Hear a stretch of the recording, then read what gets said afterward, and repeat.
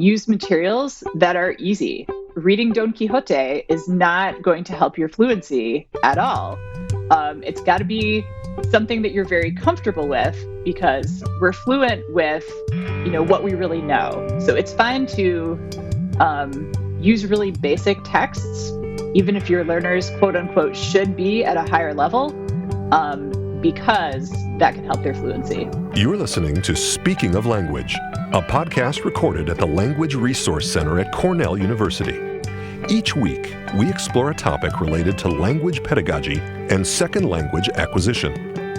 This week on Speaking of Language, Karen Lichtman follows up on her talk, Acquisition versus Learning in 2021, comparing and contrasting the implicit and the explicit in language instruction. Welcome to a new episode of Speaking of Language. I'm Angelica Kramer, the director of the Language Resource Center at Cornell University. And I'm Sam Lupowitz, the LRC's media manager. Karen Lichtman is with us on Speaking of Language today. Dr. Lichtman is Associate Professor in Spanish Linguistics and Educator Licensure at Northern Illinois University.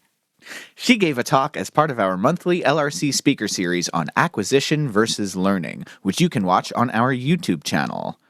Welcome to Speaking of Language, Karen. Thank you for having me. So before we dive too deep into what you talked about in your presentation, we'd like to ask you a little about your background and path with languages. Take us back to the beginning. Sure. So I had a little bit of Spanish and French instruction in elementary school, half an hour once a week, let's say. Mhm. And I just absolutely loved it. Would have loved, whatever language I learned. Happened to choose Spanish over French just because I liked the Spanish teacher better. Great reason. Sure. And another formative experience with language was when I was 14, my family went to Greece. And so I learned the Greek alphabet for that occasion. So I could sound out everything where the rest of my family couldn't. And I really, really love languages. If I could make a career out of learning languages instead of teaching them, I would definitely do that. In your talk, you presented some of your recent research using the acquisition learning or the implicit-explicit framework. Can you briefly recap this framework and what your research specifically investigated? Okay, so the idea of acquisition and learning goes back to Stephen Krashen in the 1980s. And he's the one who sort of brought these ideas to the mainstream.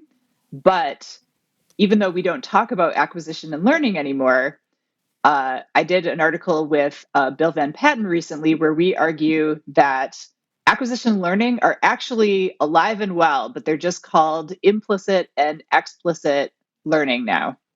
And so these are hot topics in the fields of cognitive science, psychology, second language acquisition. So this framework basically says that there's two different ways to learn languages. So the acquisition or implicit learning is sort of what children do when they learn their first language, where they just hear the message and they see things in the world that you're referring to. And they pick up the language just by experience without putting in effort or studying. Mm-hmm. And then explicit learning is the opposite of that. So that is, learn this set of vocabulary, memorize this grammar rule, create this correct form, conjugate this verb. So that's much more of what we usually do in language classes in the United States. So that is the framework. And then what my research investigated is how these two different kinds of language teaching affect learners. So I look at different ages of learners, and I'm very interested in kids because that's most people's first exposure to language learning. So looking at, the first study looked at a group of elementary students that had years of language study that was just sort of more implicit, more, let's use the language, let's tell stories, let's make everything really comprehensible. And then they got a little bit of grammar instruction when they reached middle school, which is typical, and looking at how that affected them. So when they had this really big experience with language where they had lots of use of language and real communication, when they got the grammar instruction at the end, it made them more accurate and it worked really quickly. Yeah. So they didn't have to actually spend years studying grammar. They could just first get a level of proficiency or fluency and then add on the grammatical accuracy later. So that was one study. Another study brought adults into the lab and either taught them the grammar rules of an artificial mini language, or they just learned sentences and they didn't ever learn the rules. That study actually found that kids and adults were affected the same way by being taught the grammar rules. So, sometimes people think, oh, kids can't even learn grammar rules. Well, they actually can. We just don't tend to teach them the grammar rules. And if we do, then kids are affected the same way as adults, which is they become a tiny bit more accurate, but they may also speak less fluently because they are thinking about how to apply those rules. So yeah, those were the two main studies that I talked about. And then a more recent study that happened during COVID. So the data collection was definitely affected, but that study showed that two extremely different approaches to Spanish 1, one totally implicit learning, totally just exposure and using the language, and the other one very grammar focused, that the students essentially perform the same. So yeah, that's what I look at is sort of, if we teach language in these two different ways, how does that affect the learning, or what do the learners look like at the end? Great. So, reflecting on those studies, then, what are the implications for classroom teaching? Sure. So I think, what every teacher is looking for is the right balance between just language exposure and teaching rules for accuracy.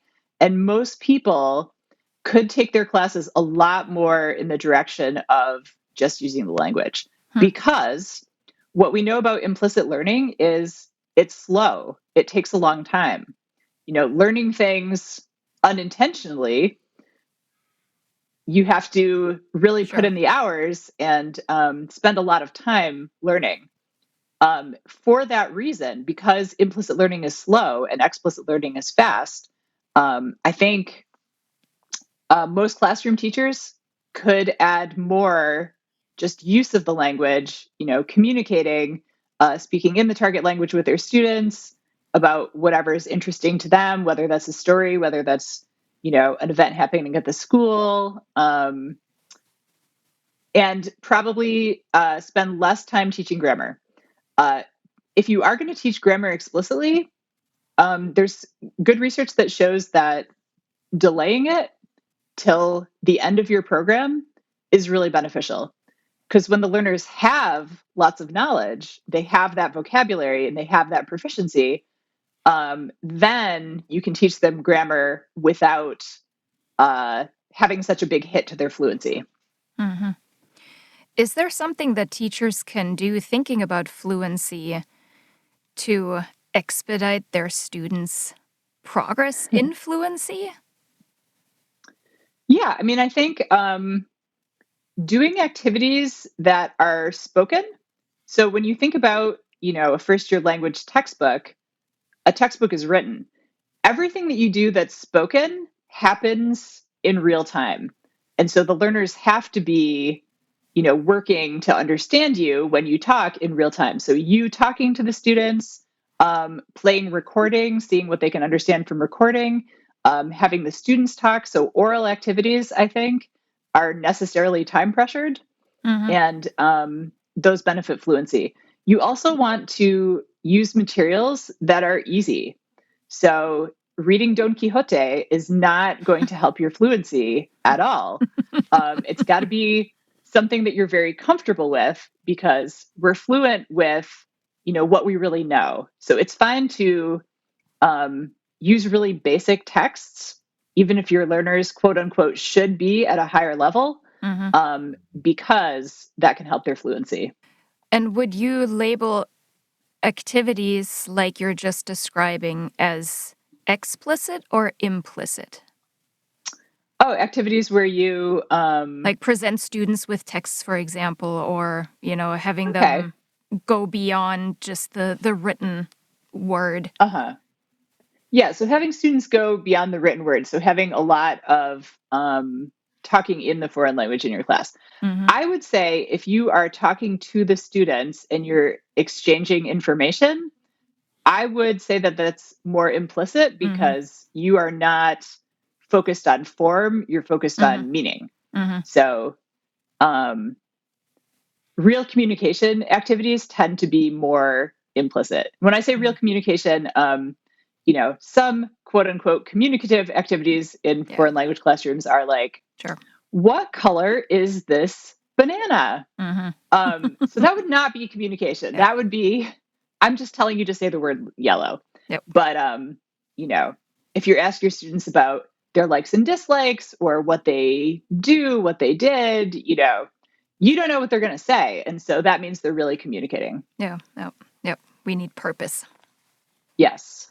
Let's talk a little bit more about how this affects curriculum design. I'm finding an interesting connection to our last speaker who talked about the benefits of teaching high frequency lexical items in context. Sure. So yeah, I'm actually I've been doing a little bit of middle school teaching to refresh my knowledge of what it is like to really be in the classroom. And I've been using the Somos curriculum, which is so different from a textbook. Mm-hmm. So what that curriculum does is introduce just a few vocabulary items, but they're very high frequency. So, we're talking about verbs like be, have, do, make, Yeah.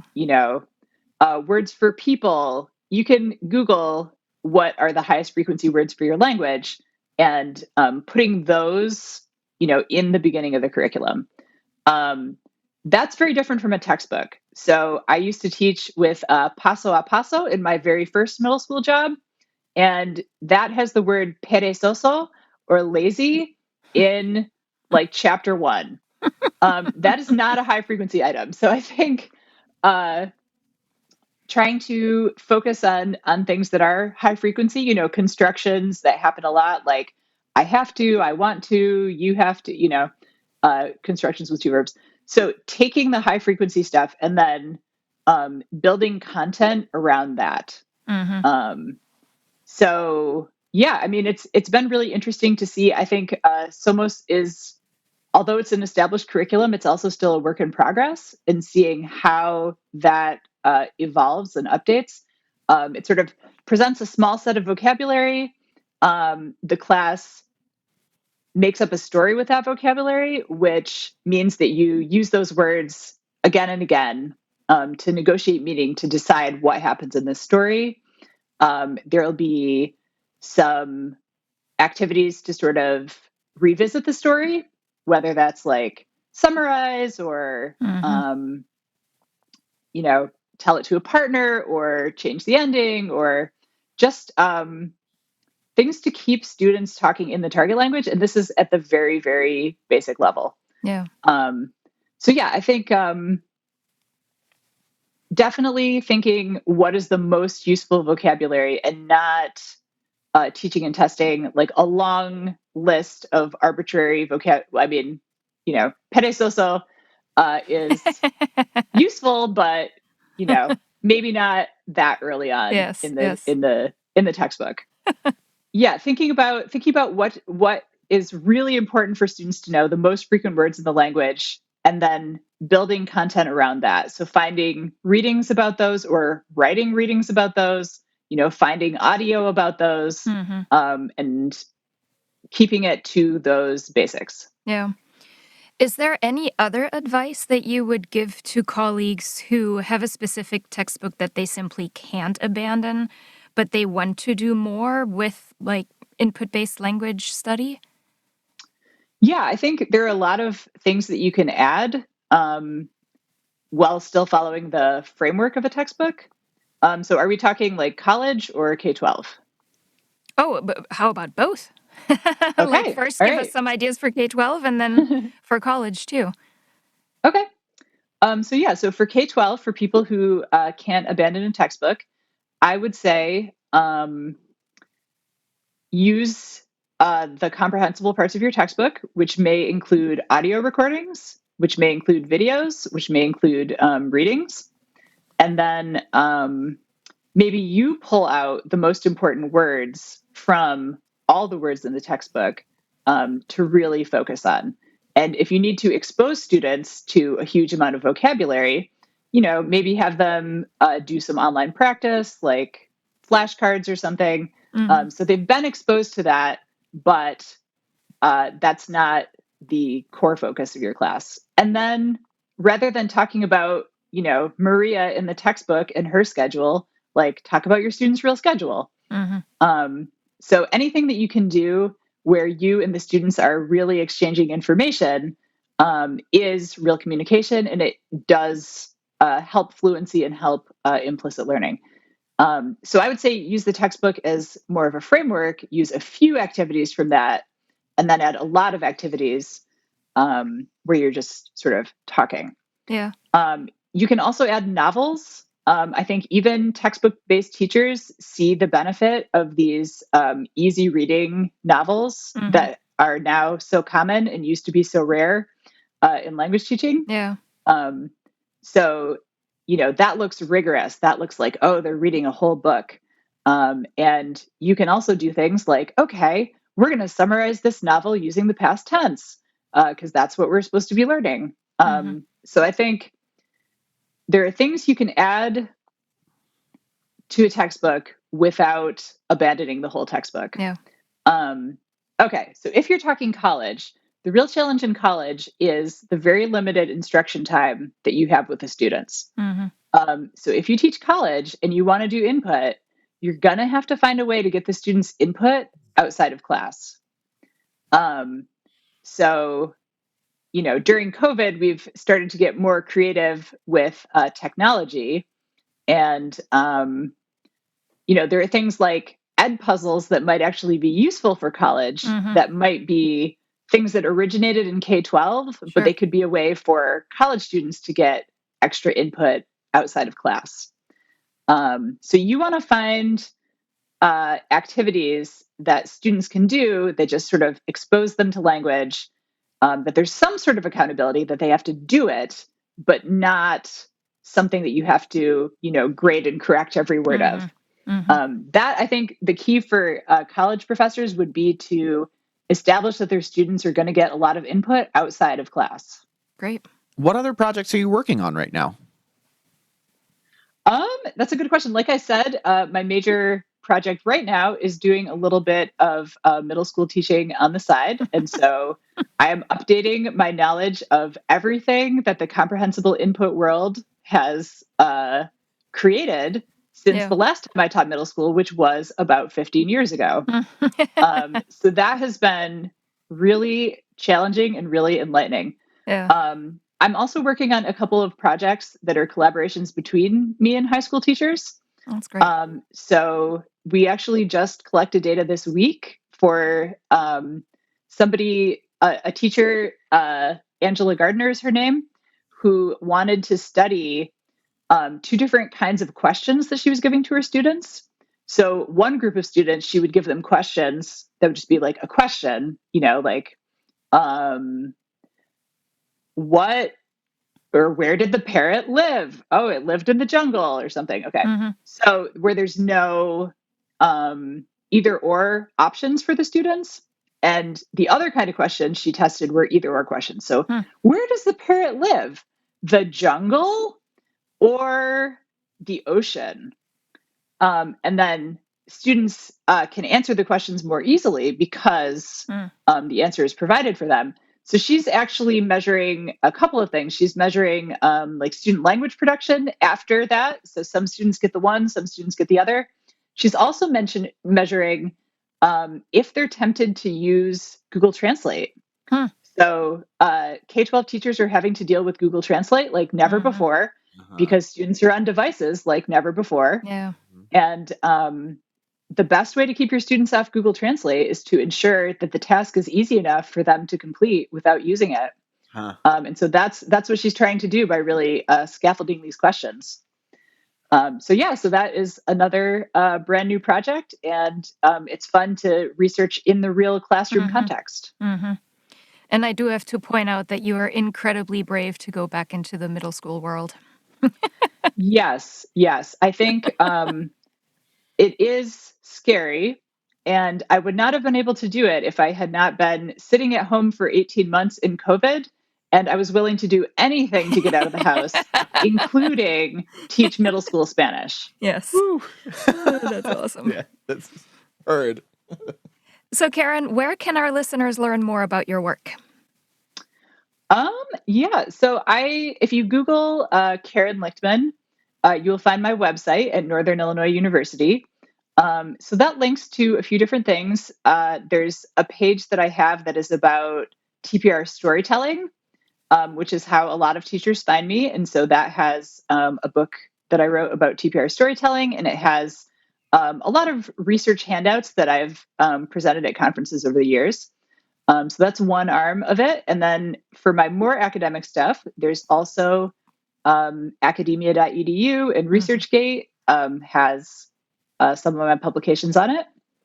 And if you ever are at language teacher conferences, you may also find me there. Awesome. When conferences start up again. I know, right? Hopefully soon. Yeah. Mm-hmm. All right. Well, thank you so much. Before we sign off, we'd like to ask you to share your favorite word in a language you speak, love, are learning, want to learn. Let's hear it. This is a really, really difficult question. But I'm going to go with onomatopoeia, an English word, because it has a nice sound, and it also reminds me of teaching Intro to Linguistics, where you tell students that language is totally arbitrary. There's nothing about the word table that suggests a table. And the exception to that is onomatopoeia, like zoom, buzz, splash. I love it. This is awesome. Thank you so much, Karen, for speaking of language with us today. Thank you so much for inviting me, Angelica. All right. Well, next week, we will speak with Ian Andrew McDonald about the intersection of language learning and theater. Until then, Auf Wiederhören. The Language Resource Center is located on the ground floor of Stimson Hall on Cornell's main campus in Ithaca, New York. Check us out on the web at lrc.cornell.edu. or follow Cornell LRC on Facebook, Twitter, and Instagram. Speaking of Language is produced by Angelica Kramer and Sam Lupowitz. Recorded by Sam Lupowitz. Original music by Sam Lupowitz, Dan Gable, and Joe Gibson. Thanks also to the College of Arts and Sciences at Cornell University. As a reminder, the ideas and opinions expressed on this podcast do not reflect those of the College of Arts and Sciences or any other official entity of Cornell University. We thank our listeners, and do stay tuned for our next episode.